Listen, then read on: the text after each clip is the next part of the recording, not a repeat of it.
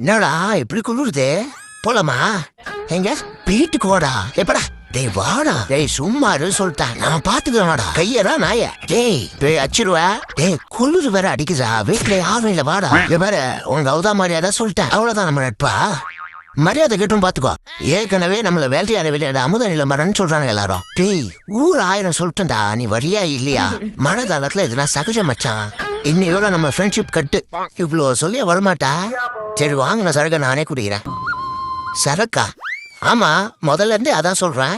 அப்ப குளிர் வேற இருக்குது, வீட்டுல யாரும் இல்ல வாடான்னு சொன்னது சரக்கு அடிக்க. எப்பா உசிதமணி, தெளிவாவே பேச மாட்டியா நீ? இப்ப வரியா இல்லையா? வர, ஆனா சேகரை கூப்பிட்டுக்கணும். டேய் அவன் எதுக்குடா? அவன் குரூப்ல டூப்புடா. அப்படின்னா மச்சான், ஒவ்வொரு குரூப்லயும் குடிக்காத ஒருத்தன் கண்டிப்பா இருப்பான், அவன் தான் குரூப்ல டூப்பு.